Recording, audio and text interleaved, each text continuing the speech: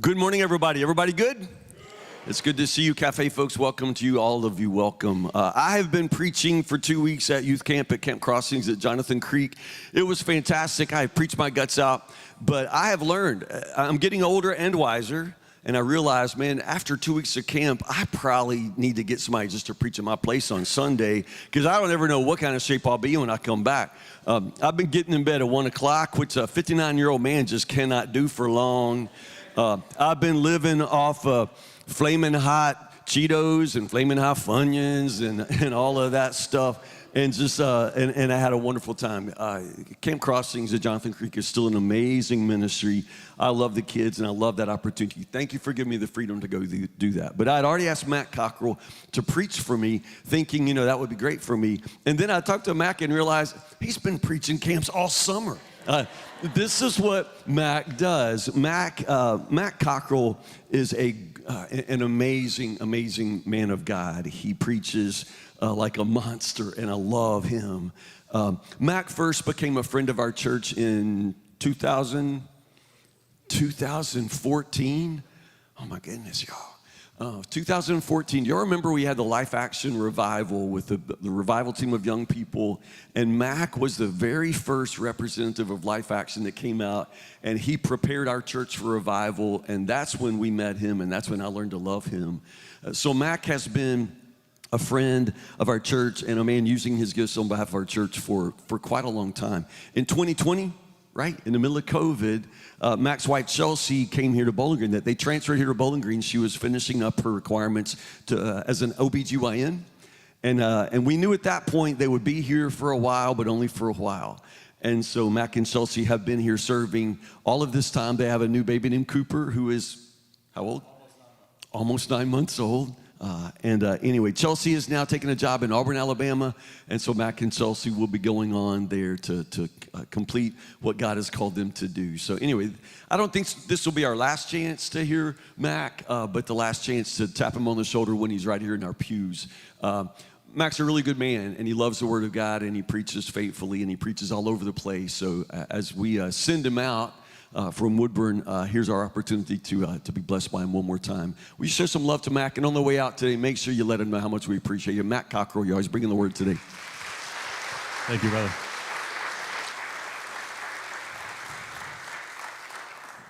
What Tim didn't tell you about that morning in 2014 is how much he loved the jacket that I wore.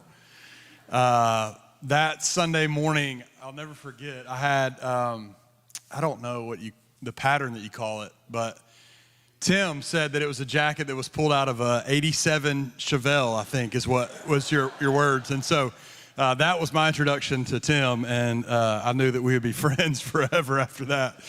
And so I'm grateful. I know that Chelsea went to medical school in Alabama, in Auburn, and so we're going back to a practice that she's familiar with, to a church that we're familiar with. But just to know that there's no better pastor in America than sits right here at this church that pastors your church. And I fully believe that. Tim and I were talking yesterday, and I just told him that I'm going to miss being led by him Sunday after Sunday. And, it's, I'm just telling you, I know many of you, this has been a lifelong journey at this church, but I've been in many churches, and there's not many like Tim. So just know that.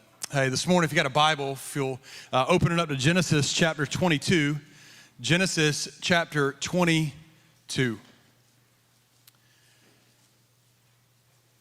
As Tim said, I've got a new son. His name's Cooper, and he will be 9 months old. He's 9 months old today. So, 9 months old today. So that's good that I remembered that. That's great. I have been preaching camps. That's going to be my excuse also. I have stayed up till 1 in the morning and lived off of Flamin' Hot Cheetos. So that's where I'm at as well.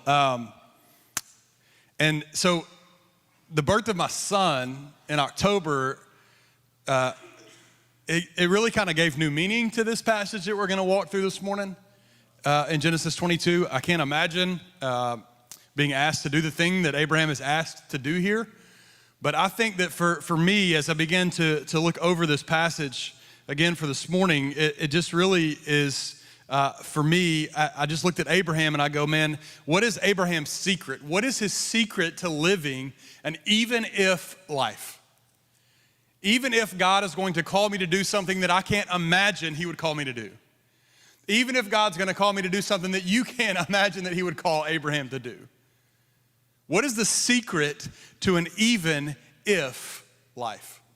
Because in all reality, that's what God calls us to, is it not?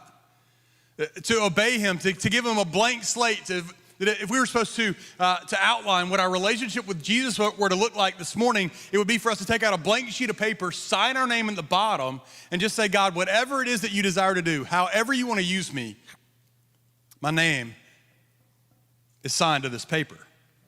Whatever your assignment for me, I'll go.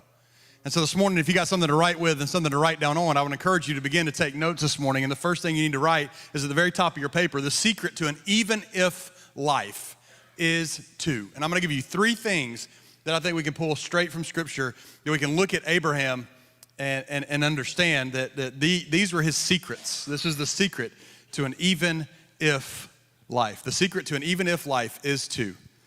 And so if you got a Bible, Genesis 22, beginning verse 1, if you're there, say I'm there. Come on, you can do better than that, 8 o'clock. If you're there, say I'm there. Here we go. After these things, God tested Abraham and said to him, Abraham, and he said, here I am. He said, take your son, your only son Isaac, whom you love, and go to the land of Moriah and offer him there as a burnt offering on the mountain of which I shall tell you. Now remember, Abraham at this point is in the triple digits, right? Abraham's in the triple digits. We know that God has promised him a great lineage from his son. And Abraham's in the triple digits, and so he's going, God, this is the thing I've prayed for forever.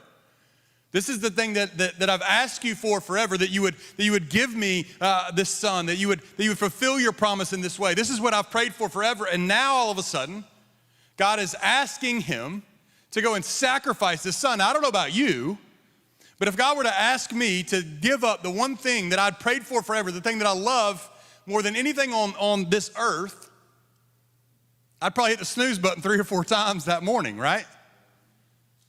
But check out what Abraham does right here.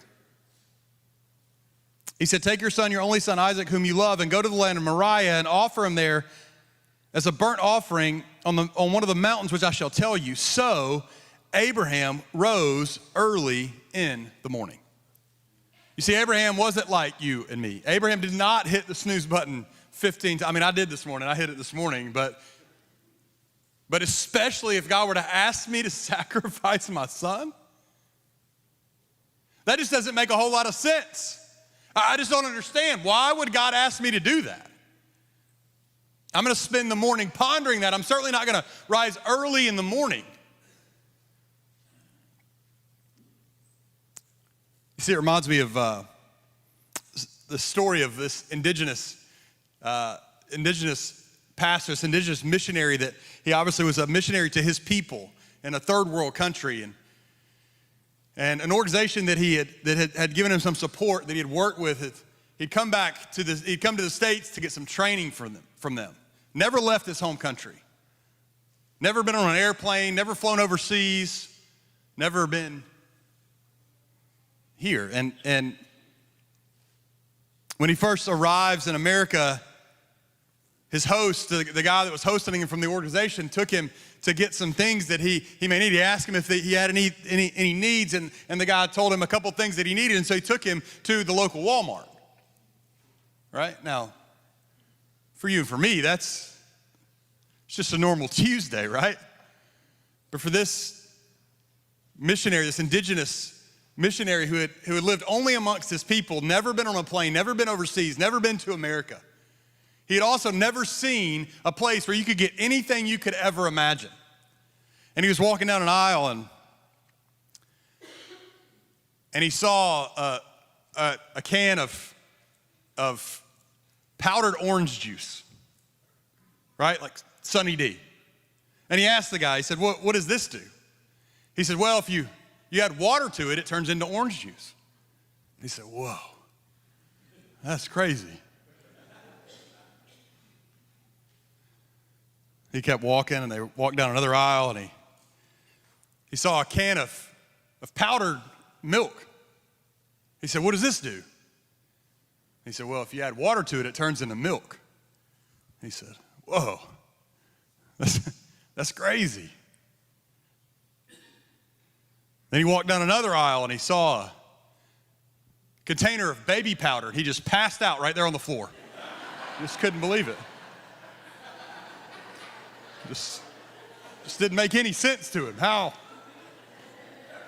Whoa, water, baby. You see, there's a lot of stuff that just doesn't make sense, right? Like it just doesn't make any sense. Sometimes we just don't get it, but that doesn't mean that we stop obeying what God's asked us to do. We don't have to understand where God's going. You see, if we knew everything that God knows, we wouldn't question anything that God does. But because we don't, from a humanistic perspective, we tend to question the things that God asks us to do because our finite brain we just can't comprehend. I mean, we're like the indigenous person that can't believe that there's powdered orange juice and powdered milk and what he thinks is a powdered baby, right? It just doesn't make any sense and we just don't get it. Doesn't mean it's not true. And so what we see right here from Abraham is, I'm sure Abraham had the same thoughts that you and I would have if God asked us to go kill our son. How can I do it? Why would you ask me to do this? But understand something that we can learn from Abraham. The secret to an even if life is to, point number one this morning, choose quick obedience over casual observance. Choose quick obedience over casual observance. It does not have to make sense to you for you to obey what God's asking you to do. As a matter of fact, God doesn't ask you first. He doesn't say, do you think it's going to be okay if I were to ask you to go do this? God is the creator of the universe. He's earned the right to not ask our permission to ask us to do something for him. We've got to choose quick obedience over casual observance. The reality is, for many of you, you love choosing casual observance, though. For many of us, we love casual observance. Man, we love to give up an hour of our day on Sunday and come and sit in here and observe what God's telling somebody else to tell to us. I just wonder at what point are we going to stop spectating and start participating? When are we going to start living our life as if being called by God is actually what he created us to do? You see, I know in 2024 it's very hard to understand, but God tells us that your life and my life, our lives are not about us. Our lives are in no way, shape, form, or fashion about us, but instead in what God chooses to do through us and how he chooses to use us and call us.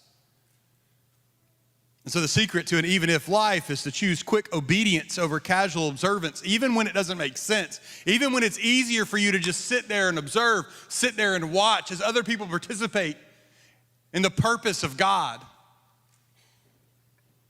Well, if you hadn't asked me to do that thing, if you hadn't asked me to go over there, if you hadn't asked that of me, then I could go. But this one thing that you're asking of me is just too hard. Do you not think that it was hard for Abraham to rise early in the morning to go and sacrifice the one thing that he had prayed for forever? The one thing that he had asked God for forever and that God promised him? But he knows that God's ways are not our ways. He knows that he's got to choose quick obedience over casual observance. Then he goes on to say this. So Abraham rose early in the morning, verse number 3, saddled his donkey and took 2 of his young men with him and his son Isaac. And he cut the wood for the burnt offering and arose and went to the place of which God had told him. Verse number 4, on the 3rd day, Abraham lifted up his eyes and saw the place from afar. Then Abraham said to his young men, the 2 servants that he brought with him, he says to his young men, stay here with the donkey. I and the boy will go over there and worship and come again to you. Just by a show of hands, let me ask you a question that I think I already know the answer to. How many of you would say that you came in here to worship this morning? Raise your hand. When everybody look around the room, you see most hands are up. You see, Genesis 22 is the first mention of the word worship. And I think it gives us a great definition of what worship is actually about. You see, we tend to believe that worship is about singing songs to God. And while that is definitely a form of worship, that is in fact not all that worship is. You see, when he tells his servants, he says, hey, me and the boy, we're gonna go worship and then come again to you. What he doesn't do is he doesn't strap a guitar on his back. He doesn't pack a djembe up the mountain. He's not going up there to sing, but instead he's going up there to do what God has asked him to do. And so, church, I would challenge you this morning that the actual definition of worship is the harmony of revelation and response. That is the harmony that happens when God reveals something to you and you respond according to his word in your life. That is the true act of worship. And so you all have been caught now. You all raised your hand and said you came in here to worship this morning.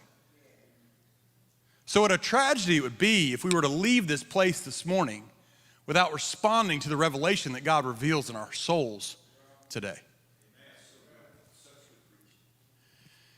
And so what he says to them is he says, hey, me and the boy are going to go worship and come again to you. Now that doesn't make any sense. God's asked him to sacrifice his son, has he not? Sacrificing your son requires that you sacrifice your son. But how is it with such confidence that he can just say, hey, me and the boy, we're gonna go worship, we're gonna go do what God's asked us to do, and then we're gonna come back, then we'll see you just a little bit later. We'll be back down here later. How can he do that? We see point number 2 this morning is this, is that if you're gonna live an even if life, the secret to an even if life is not only do you choose quick obedience over casual observance, but point number 2, you gotta trust God's promise over your present. You gotta trust God's promise over your present. You go, Matt, what are you talking about? Well, we know that Abraham has been promised a great lineage, that God promised Abraham that it would all come through his son Isaac. And then even again in Genesis chapter 12, you don't have to turn there, I'll read it to you. Check this out.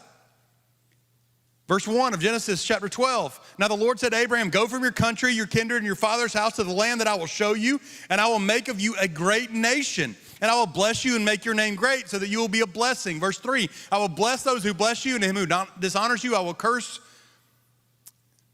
And in you all of the families of the earth shall be blessed. You see, what God is promising him is a great lineage to come from his son Isaac.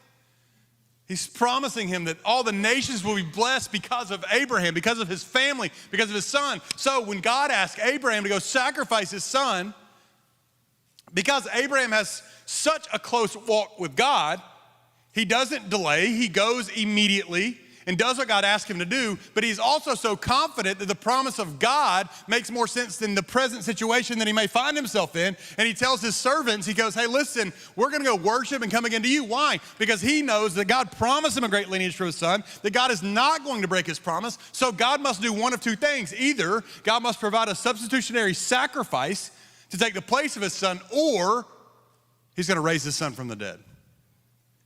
And he speaks with such confidence. Why? Because he knows about the promise that God has in his life, and he remembers that God promised me that. God promised me this thing. Church, understand this morning that your present circumstance or situation never dictates the stature of God. I don't care what you're going through. Your current circumstance or situation does not dictate the stature of God. God is the same yesterday, today, and tomorrow. The same God that knit you together in your mother's womb is the same God that's asking you to do something today. And he tells us that he's the same God that's gonna go with us to accomplish that purpose. You see, so for Abraham, he knew that he had to choose quick obedience over casual observance, that he had to trust God's promise over his present. His present circumstance or situation didn't dictate the stature of God, no matter what he was going through. No matter the fact that presently it appears that God is going to ask me to sacrifice my son, that God's going to allow me to go through with killing my son, so maybe that cancels out his promise? No. Abraham knew it didn't. The only thing sure is the promise of God in your life. There's this, Chelsea and I have this lady in our life that Chelsea's very close to, and she was married to a pastor for many years, had 2 kids with that pastor. And then one day she found out that pastor had an affair, and they ended up divorced. And for 13 years, she lived a single life. And then several years ago, she began dating this guy, and they got engaged, and the guy's a phenomenal guy. Unbelievable, man, just will do anything for you. But would tell you to your face that he doesn't have a relationship with Jesus. Now, she does. She was married to a pastor. She has a relationship, to this day, she has a relationship with Jesus.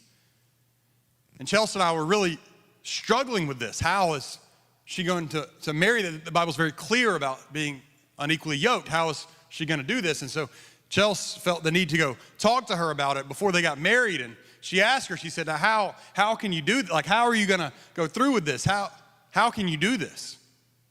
You know what the Bible says about being unequally yoked. And she looked at Chelsea and she said, well, I married a pastor the first time, and you see how that worked out. I understand, church, that just because everything doesn't work out the way that it is supposed to work out for you does not change the stature of God, does not change the statutes of God. For her, the fact that the pastor that she was married to had cheated on her didn't change the fact that God tells her not to be unequally yoked. That doesn't change that statute. It doesn't change what's going on. Just because your life is taking a different turn or it went differently for you than what you thought doesn't mean that what God said is not true, that what God promises is not reality. And so I know that some of you in the room, you feel like you may have been burned by God a time or two. But in all reality, what God says is true, what God promises is going to come true, and your circumstance, your situation never dictates the stature of God. No matter what's happened in your life. God's promises are true, and so we learn that we've got to trust God's promise over our own present. And then he goes on to say this, check this out. Verse number 5, and Abraham took the wood of the burnt offering and laid it on Isaac his son. And he took in his hand the fire and the knife. So they went both of them together, and Isaac said to his father, Abraham, my father. He said, here I am. He said, behold, the fire and the wood, but where's the lamb for the burnt offering? Now see, many critical scholars would tell you that what is about to happen is that Abraham is merely a toddler, that he can't really comprehend what's going on, and that his dad just, against Isaac's will, binds him up on the altar. There's several reasons why we can negate that, but one of them happens right here, right? Like, one of the main reasons is because Abraham's in his hundreds, right? I mean, a swift kick to the hip, and he's out of there, right? But we see how we know that can't be true. Here's Isaac asking a very mature question, a very intelligent question. See, sacrifice in that day was just commonplace. It was known. It happened every week. So Isaac had a very good idea of what a sacrifice looked like, and he asked a very intelligent question. And so we know that he can't be some toddler, that he's coherent as to what's happening. He understands what's going on around him. And that speaks even more to who Abraham is. Check this out. Verse number 8, Abraham said, God will provide for himself the lamb for the burnt offering, my son. So they went, both of them together. Verse 9, when they came to the place where God had told him, Abraham built the altar there and laid the wood in order and bound Isaac his son and laid him on the altar on top of the wood. Verse number 10, then Abraham reached out his hand and took the knife to slaughter his son. So he took the knife in his hand and reached out his hand to slaughter his son. But before his arm could come down, check it out, verse 11, but the angel of the Lord called him from heaven and said, Abraham. He said, here I am. He said, do not lay your hand on the boy or do anything to him, for now I know that you fear God, seeing that you have not withheld your son, your only son, from me. Verse 13, and Abraham lifted up his eyes and looked, and behold, behind him was a ram caught in a thicket by his horns. And Abraham went and took the ram and offered as a burnt offering instead of his son. So Abraham called the name of the place, the Lord will provide. As it is said to this day, on the mount of the Lord it shall be provided. Jehovah Jireh, the Lord will provide.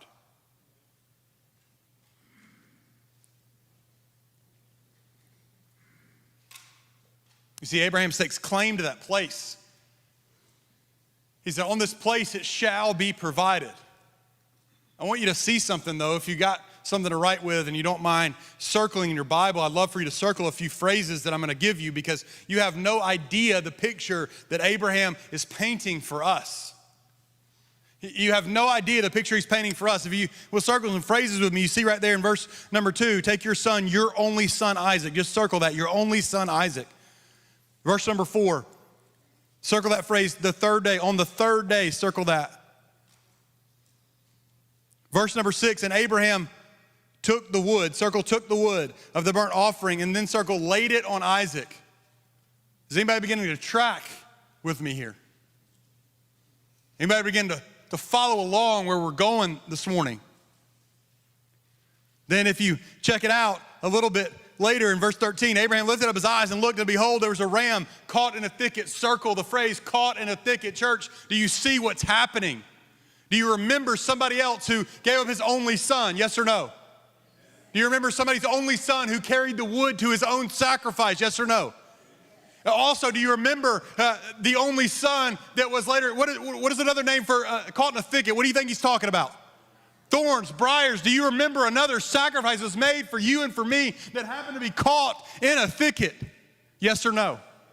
Do you see that what Abraham is doing by being immediately obedient to God is he's foreshadowing, he's allowing God to tell the story of what's going to come.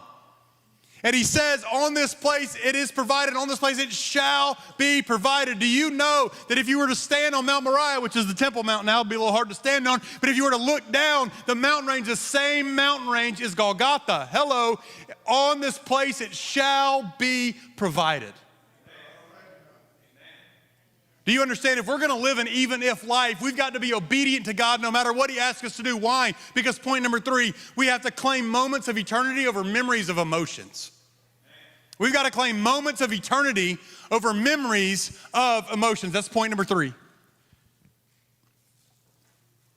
Choose moments of eternity over memories of emotions. You see, for Abraham, he claimed it. He said, on this place it was provided, and on this place it shall be provided, Jehovah Jireh. Like he claimed that. He had no idea what he was foreshadowing. But if he had not been obedient to God, maybe, just maybe, we wouldn't have this story. Church, can I tell you this morning, you have no idea the story that God is trying to author in you if you'll just say yes to him. You have no idea the story. You don't know who needs the story of you in their life. I'll never forget, I was at camp this past week. Thursday night, I was sitting and meeting with a kid we actually share the same last name, which is very crazy. He's from Oklahoma. And we were talking, and his brother had been murdered when he was 2 years old. Sorry, his sister had been murdered when he was 2 years old. He was the older brother. When she was 2 years old, she was murdered. And from that point forward in his life, all he had done is curse God. All he had done is scream at God. All he had done is get mad at God. And what we were sitting and talking about is he had given his life to Jesus that week. And when we were sitting and talking about this, he goes, man, I just feel so guilty. I said, why do you feel guilty? He said, I would literally, for years, I've been cussing at God.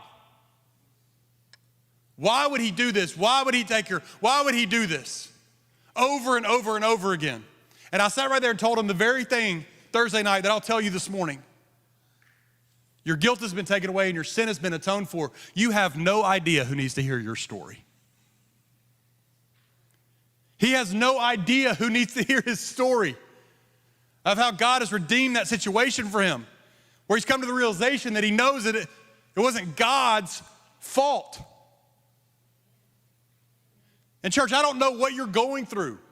I don't know what God's asking you to do, but I know that this morning that you've got to choose quick obedience over casual observance. You've got to trust God's promise over your present circumstance or situation, and you've got to claim moments of eternity over memories of emotions.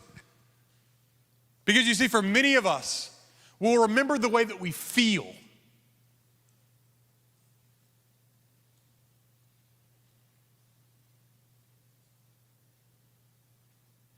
But always forget the fact of the situation. And the fact is that God is trying to author something in your soul. And you have no idea who's going to need that. You have no idea how God's going to use that.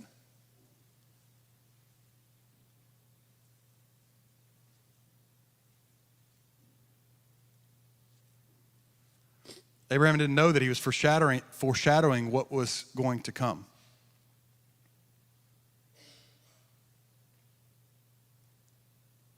And the reality is this morning that you never know the implication of this moment, of you deciding right here and right now that you're going to live an even if life. Even if God calls me to do the hardest thing that he's ever asked me to do. Even if God calls me to do something that makes no sense to me. Even if I will still go.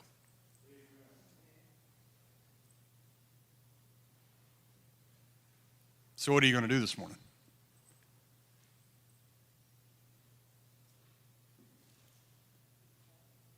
Are you going to leave this place the spectator that you were when you came in? Or will this morning be the morning where you stake your claim to this place and say, I'm going to worship? What will you do? God, we love you. We're so grateful for you. God, we're grateful that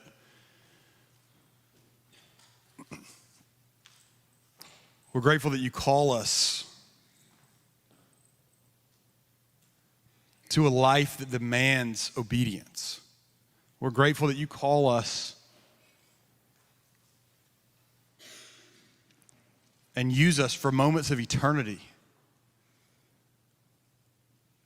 And so, God, I just pray for every person in this room this morning.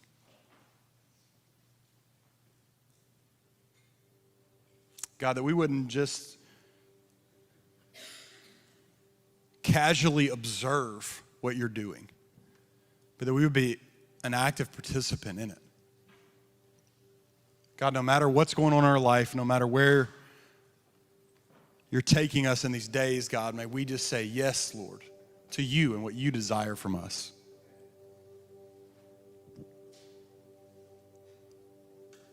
We'll give you praise. In your holy name I pray. Amen.